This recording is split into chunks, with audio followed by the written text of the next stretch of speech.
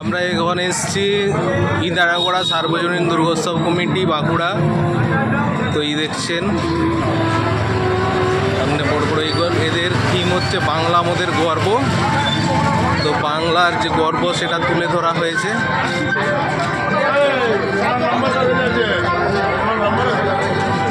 যে বাংলার যে সমস্ত শিল্প ঐতিহ্য সেগুলোকে তুলে ধরা হয়েছে। এখানে দেখুন তুলসা মঞ্চ, এখানে মায়েরা যেমন সন্ধ্যা প্রদীপ দেখায়, এখানে ছৌ নাচ, মুখোশ, তারপরে পাখা, তালপাতের পাখা, বিভিন্ন যে উৎসব হয় সেগুলোকে তুলে ধরার চেষ্টা করা হয়েছে।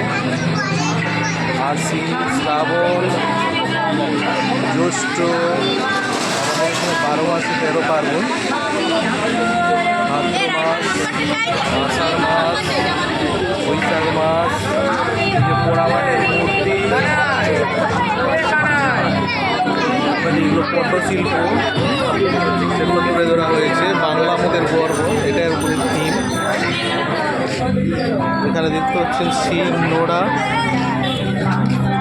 এখানে যেটা আমাদের ঐতিহ্য পুজো বা মঙ্গল কার্যে যেটা ঘট লাগে, পিতলের ঘট, কড়ি, ধান দিয়ে আমাদের পশ্চিমবঙ্গকে আঁকা হয়েছে এখানে সুন্দরভাবে। তুলো, দেখুন মাঘ মাসে সরস্বতী পুজো, কার্তিক মাসে কালী পুজো, 12 মাসে অগ্রহায়ণ, নবান্ন, পৌষ মাসে পৌষ সংক্রান্তি, চৈত্র মাসে চড়ক ধরা হয়েছে। এবং আমাদের মনীষীদের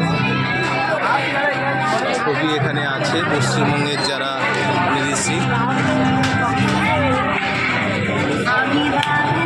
আমরা ভিতরে প্রবেশ করলাম।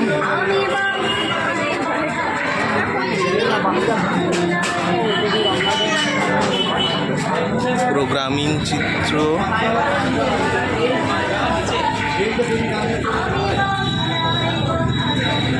যেখানে দেখতে পাচ্ছেন আগে আমাদের ঐতিহ্য ছিল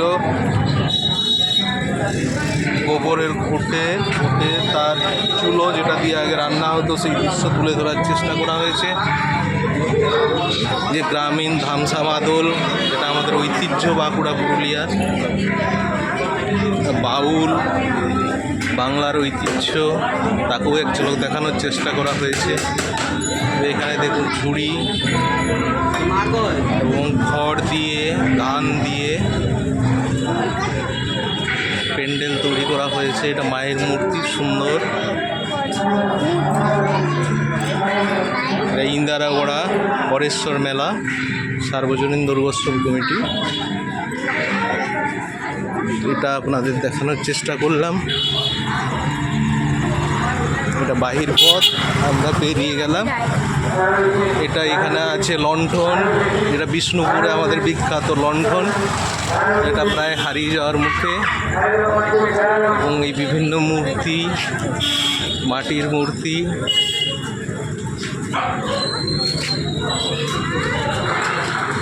আমার সাথে আছে আমার মেয়ে, ওকে নিয়ে বেরিয়েছি আজকে।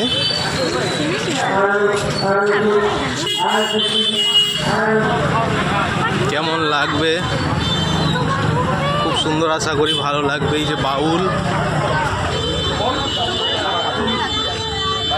শিল্পের একটা বড় মূর্তি দেখানো হয়েছে, না বাউল শিল্পকে তুলে ধরার জন্য।